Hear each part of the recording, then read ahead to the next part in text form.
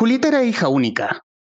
Su madre solía decir que ella era su estrella, que no necesitaba otro fulgor en la vida, pero no fue suficiente. Aquel día la niña había llegado temprano del colegio. El chofer de su padre la dejó frente a la puerta de su casa en Providencia. Tocó el timbre, pero nadie acudió. Llamó a viva voz. Silencio. La impertinente lluvia comenzaba a caer. Ella necesitaba ir al baño. ¿No había nadie? Quizás Sarita y su mamá habían salido juntas a comprar a la feria, pero era viernes.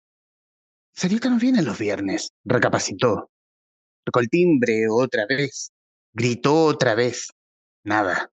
Solo lluvia y los mordiscos del frío. Me voy a mear, se dijo. Entonces recordó el vidrio suelto del ventanal. Corrió hasta ahí. La orina le ardía por dentro. Se alegró cuando el cristal cedió. Lo sacó sin esfuerzo del marco. Entró fácilmente. Apenas salga del baño lo volveré a poner en su lugar, pensó. El papá y la mamá no se darían cuenta. Corrió por el pasillo, esbozando una sonrisa. Le agradaba orinar cuando tenía muchas ganas. La relajaba. Se detuvo de repente. Su madre le obstaculizaba la carrera. Su madre colgaba de una de las vigas. Vestía aquel camisón de seda que parecía brillar. Era el más bonito que tenía. El teniente se lo había traído de regalo desde Buenos Aires. Ahora la excesiva palidez de su piel se mimetizaba con la seda lustrosa. Aún así, su cuerpo emanaba cierta belleza. Julieta ni siquiera sintió el pipí que brotaba de entre sus piernas. El ardor se había vaciado y también su ser. Contempló un buen rato el cadáver de su madre, que flotaba y giraba lentamente, como un carrusel oxidado. Los labios pequeños y amoratados, los ojos levemente abiertos como pequeñas almejas, el pelo rubio cuidadosamente peinado, el cuello torcido, semejante al tronco de una parra, los fluidos cayendo como lluvia sobre el piso. La soga que sostenía su cuerpo era delgada, casi imperceptible. El hilo invisible de la vida. En su estupor, Julieta creyó por unos segundos que su madre volaba, que estaba suspendida milagrosamente en el aire. Sonrió sin voluntad. Se sentó bajo la sombra del cadáver y sintió la orina maternal cayendo sobre ella como un bautismo. Ambos líquidos se mezclaron, el de la hija y el de la madre. Después, la llegada del teniente, un grito destructor, el alarido de la ambulancia y los autos policiales. La noche después del concurrido funeral, Julieta la vio colgando sobre su cama, pero esta vez tenía los ojos abiertos. Ya no eran verdes, ahora eran grises. Llevaba el mismo camisón radiante y la misma piel cenicienta. La niña no se asustó. Quiso preguntarle cómo era el cielo, pero creyó que era una falta de respeto. Así, cada noche, doña Elizabeth aparecía flotando sobre su hija como un ensueño macabro, como un trozo de tiempo detenido. La madre despojada de trascendencia, la madre aprisionada en un purgatorio improvisado.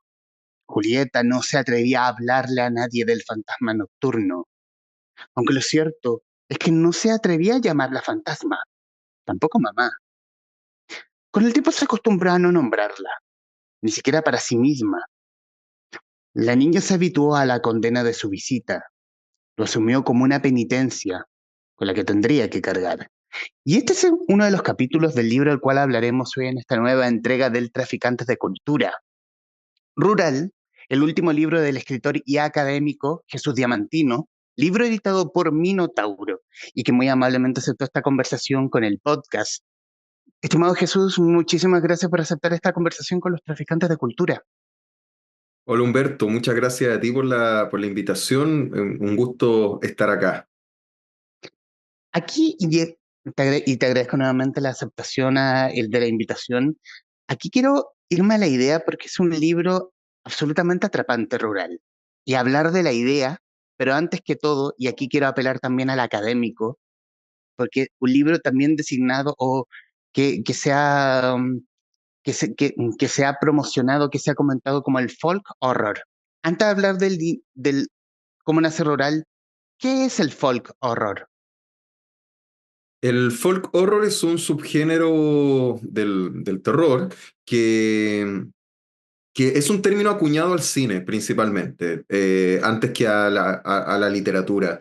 Y fue una denominación que se da, ¿cierto?, en el contexto de intentar definir un tipo de cine en donde la amenaza o el horror se suscitaba en espacios rurales. Por ejemplo, tomando en cuenta elementos como el bosque, como los ambientes rurales alejados de la ciudad, fuerzas o seres sobrenaturales que aparecían y amenazaban en estos contextos, fue cuando especialmente el cine sectario, ¿cierto?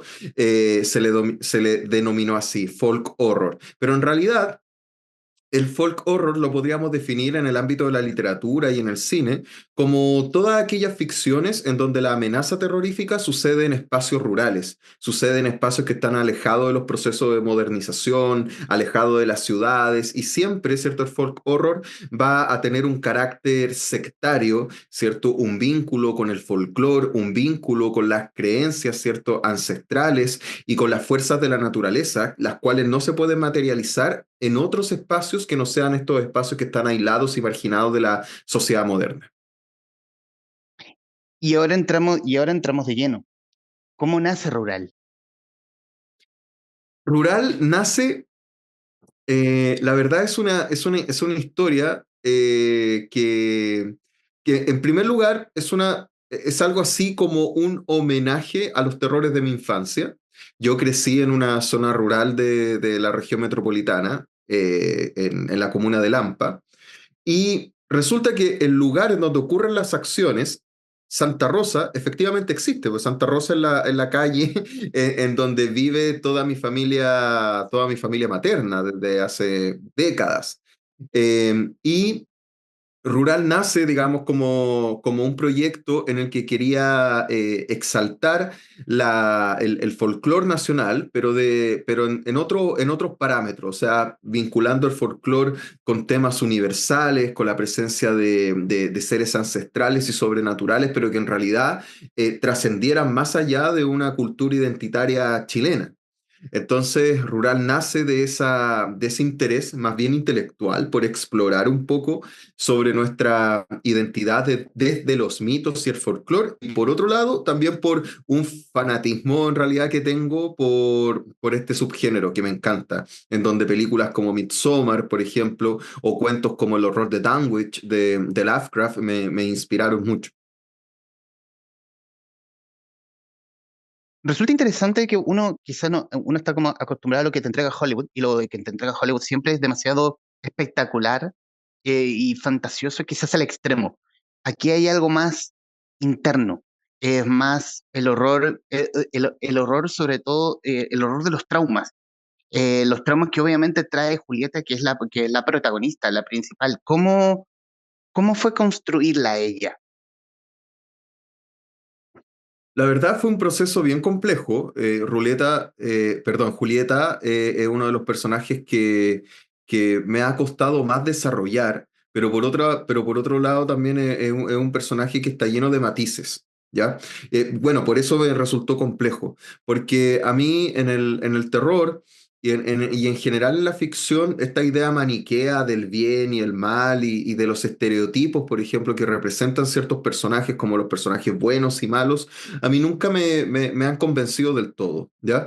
Especialmente en el terror actual, cuando creo que debería, y está surgiendo, ¿no? ¿Cierto? La necesidad de mostrar estos personajes con claros oscuros como una visión mucho más realista de lo que es la humanidad, de lo que es el ser humano. Y en el caso de Julieta, es un personaje que está traumada, que vivió la muerte de su madre, ese fue el fragmento que leíste de la novela, pero también ella es abusada sexualmente por su cura confesor. Entonces ella lidia con estos dos traumas terribles y por supuesto con el rechazo y la violencia de su propio padre. Y las circunstancias de la vida la llevaron a trabajar en los cuarteles de la CNI y con un trabajo terrible, que su trabajo consistía en mantener vivos a los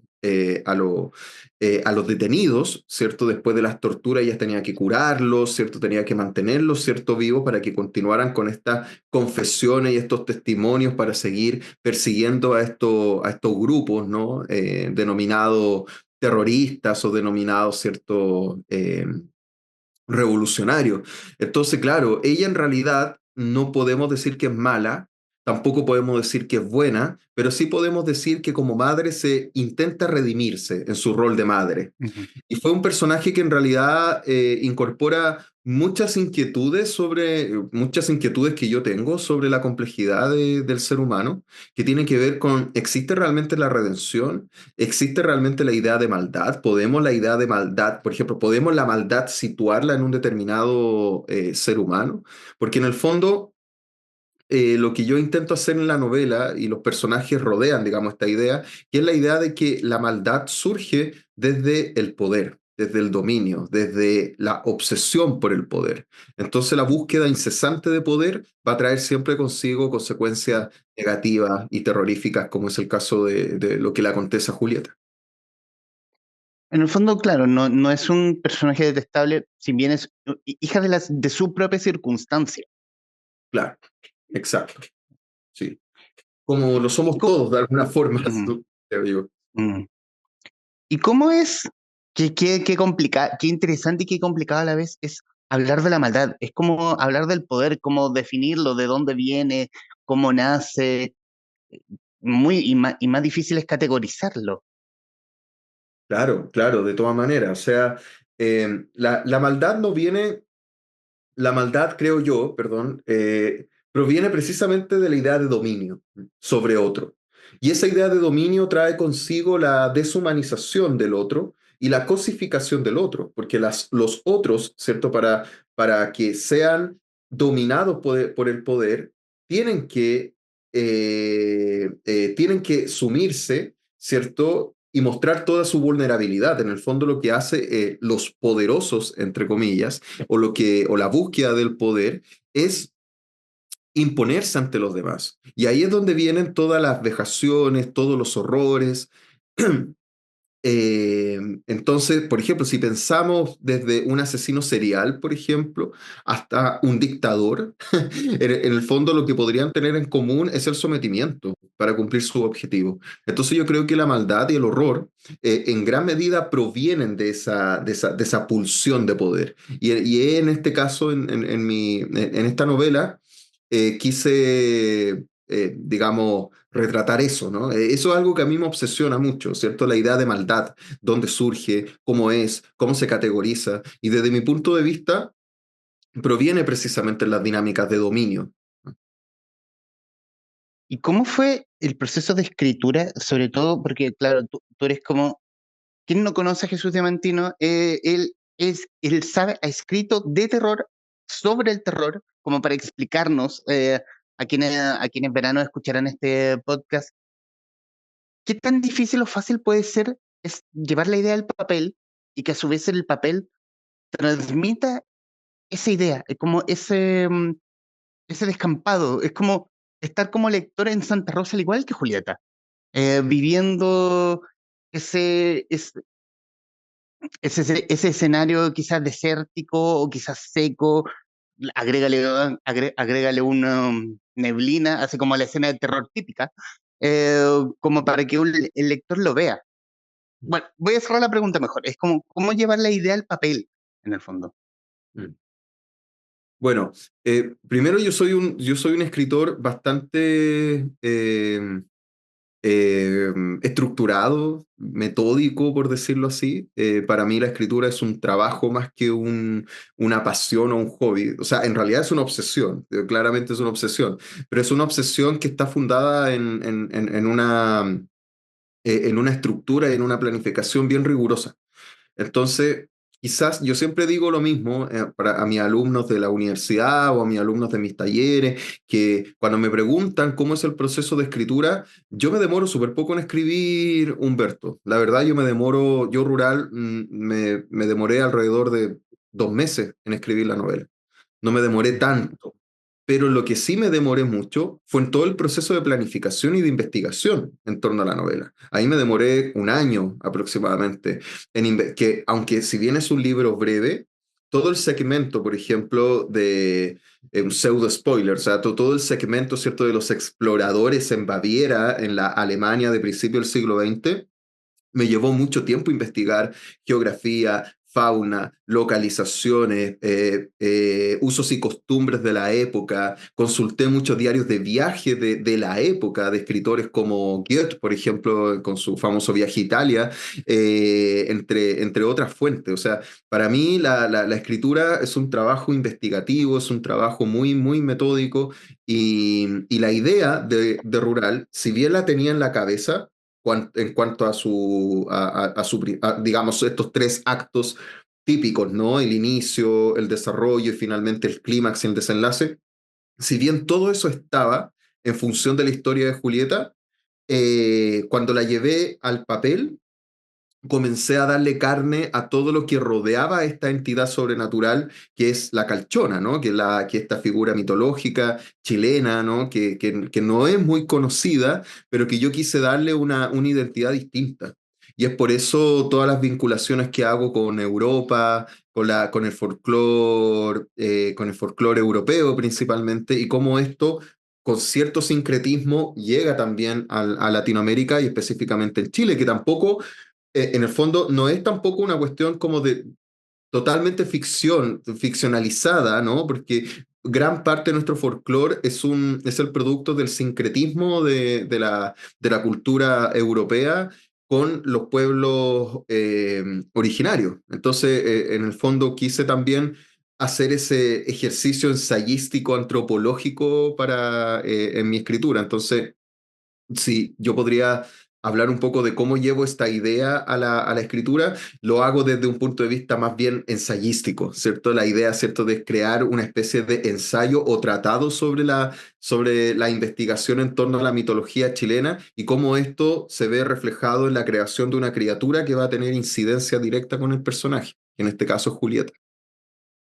Y en esta es fascinante porque como ya en el tiempo que yo llevo haciendo el podcast y antes de conversaciones en la que leo Forestal, uno ha ido aprendiendo de que en la misma cultura nuestra, la chilena, hay muchos seres que están perfectos para una novela de terror. Está la misma Cachona, seres vampíricos mucho anteriores a Drácula, con el pueblo mapuche. Chile es un lugar perfecto como para la mejor novela de terror escrita jamás. Sí. Sí, sin duda, sin duda. O sea, por ejemplo, desde criaturas como no sé, los chonchones, ¿cierto? Y los ortuetues, también la misma cultura brujeril que hay acá en Chile, ¿cierto? Desplegada prácticamente en todo el territorio nacional, ¿cierto? Desde Chiloé, desde la recta provincia, seres o criaturas como el trauco, ¿no? Y hay un montón también de literatura que en este minuto está surgiendo eh, literatura que está surgiendo en este minuto, de escritores que están reivindicando las creencias folclóricas chilenas. Por ejemplo, recientemente, ¿cierto? Han surgido escritores que, que están trabajando directamente con la mitología. Ahora, por ejemplo, Francisco Ortega acaba de editar, ¿cierto? Un libro muy, muy bello sobre seres monstruosos y mitológicos chilenos. Y ahí esa idea, ¿no? Ese afán de recuperación, yo creo que tiene que ver mucho con la idea, ¿cierto? De pensar y repensar nuestra memoria, yo creo. Por ejemplo, eh, pensar, por ejemplo, qué es lo que nos define como chilenos. Y quiero irme a hablar del género propiamente tal, porque alguna vez lo he conversado en este año, lo he conversado con Roberto Sangüesa, entre el género de la fantasía, ciencia ficción, y también tomarlo desde el terror, creo, porque también le hice la misma pregunta a Agustina Basterrica que géneros, así como la ciencia ficción o el mismo terror, terminan siendo como un vehículo para poder siempre hablar de otras cosas. En el caso de Rural también, ligarlo con la dictadura chilena. Eh, Resulta un vehículo y que no tantos lo hacen, no tantos escritores lo hacen, pero aquí hay una perfecta sincronía entre el pasado de Chile y ese miedo propiamente tal. Claro. Sí, sí, mira, Humberto, como que esto está ligado a lo que estaba mencionando antes cuando, pero como te decía, ahora Francisco Ortega y Félix Vega acaban de editar un libro llamado Monstruos y Dioses, también de Minotauro, en donde se retratan de manera muy bella seres mitológicos de nuestro folclore, ¿no? Y yo creo que eso tiene que ver mucho con tu pregunta, porque en el fondo fíjate que el folclore, los imaginarios fantásticos chilenos sirven como metáfora. Son metáforas para hablar de problemáticas sociales, son metáforas para hablar de problemáticas políticas. En el fondo, el terror a grandes rasgos es una metáfora muy compleja. O sea, es una metáfora o es un vehículo necesario, pero también muy complejo para referirse a temas tabúes de la sociedad. En el caso, por ejemplo, en el caso, por ejemplo, de Rural, en Rural acá yo siempre desmiento algo, pero obviamente cuando uno publica la obra ya no le pertenece y todos pueden interpretarla como quieran y me encanta que eso suceda. Pero desde mi perspectiva como autor, yo nunca quise hacer una crítica política en estricto rigor, ¿no? O sea, en el fondo para mí la dictadura militar, la CNI es un recipiente de horror que me sirve como escenario contextual para poder desarrollar mi historia. Pero sin duda, ¿cierto? O inconscientemente, o ya sea, digamos, como un recurso metafórico, voy a estar hablando de los horrores y los traumas que como sociedad yo también, ¿cierto? Soy parte. Y en ese caso, la dictadura militar, sin lugar a dudas, fue un acontecimiento traumático para nuestra historia, para nuestra memoria, y está ahí como una huella que no se puede borrar en ningún caso. Y el arte, yo creo que la gran labor del arte es problematizar esa memoria, reflexionar sobre ella, porque no hay otra manera de sanar, más que la reflexión, más que asumir esa historia como parte de nuestra identidad. Y tomando el epígrafe de Juan Rulfo, un extracto de Pedro Páramo, ¿Mm? hay pueblos que saben a desdicha. Se les conoce, se les conoce con sorber un poco de aire viejo y entumido, pobre y flaco, como todo lo viejo. ¿Hay algo de Chile en eso? En esa frase de Juan Rulfo? Claro que sí. Sí, a ver, para mí Comala, Comala es Latinoamérica, o sea, así como Macondo también es una gran metáfora de Latinoamérica. Y yo creo que sí, o sea, nuestra identidad, Chile es un país herido. Chile es un país fracturado. De hecho, la misma imagen del imbunche, de esta criatura, de este ser, ¿cierto? Monstruoso, que lo utilizan como guardia los brujos lo utilizan, ¿cierto? Como guardia de sus cuevas, ¿no? Que son niños que raptan y luego les tuercen, ¿cierto?, su cuerpo y crecen de forma monstruosa. La misma figura del imbunche, como decía Carlos Franz, de manera muy acertada, es sin duda una figura metafórica de nuestra identidad, que es una identidad torcida, es una memoria todavía fracturada que recién ahora, ya después de 30 años de la democracia, continuamos, ¿cierto?, intentando articularla de generación en generación.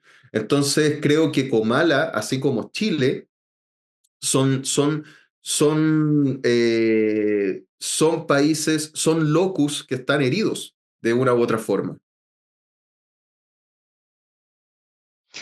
Ahora sí, y en los minutos que nos quedan, Jesús, quiero darte las gracias por tu tiempo. Eh, Qué fascinante, Rural. Qué camino sinuoso haces recorrer al lector junto a Julieta por sus propios miedos y por los miedos de un país completo y por la historia propiamente tal. Eh, y quiero hablar del futuro. ¿Hay algo más? ¿Hay algo más allá de Rural? Sí, Sí. Se viene un nuevo proyecto para Minotauro, una nueva novela de terror, totalmente distinta a Rural, por cierto. Son otras temáticas y lo que podría adelantar ahí que tiene que ver que tiene que ver con horror religioso o horror satanista, ¿no? Que por ahí viene, digamos, una historia en homenaje, digamos, a toda esa tradición, tanto cinematográfica y literaria relacionada con el miedo al demonio. Y ahora sí, en los minutos que nos quedan, esta parte final es tuya para que digas lo que gustes respecto del libro, de lo que quieras. Ya. Bueno, quisiera invitarlos a todos aquellos que todavía no leen Rural. Ya está disponible la segunda edición, así que atrévanse a adentrarse a este mundo de pesadillas, pero también es un mundo en el cual podemos todos interactuar, podemos todos, digamos, reflexionar sobre nuestra propia historia y también pasar un momento, ¿por qué no? Un momento entretenido eh, asustándonos, ¿no? Que ese es el gran propósito del terror, hacer catarsis sobre nuestros propios miedos y por eso dejo la invitación para que lean Rural de editorial Minotauro del grupo Planeta y también a seguir leyendo terror chileno, que eso es muy importante. La portada es perturbadoramente bella. Muchas gracias, sí, ahí está la ovejita, ¿cierto? Que ha causado mucho furor entre los lectores la portada. Así que todos invitados y también me pueden seguir por mis redes si quieren saber. Yo siempre estoy comentando cosas de terror, recomendando libros, películas y en mi Instagram principalmente que es Mesías Diamantino. Entonces me pueden seguir también por ahí para que extendamos la reflexión y el gusto y la pasión por el terror. Jesús Diamantino, autor de Rural, editado por Minotauro en conversación con los traficantes de cultura. Estimado Jesús, muchísimas gracias. Muchas gracias a ti, Humberto.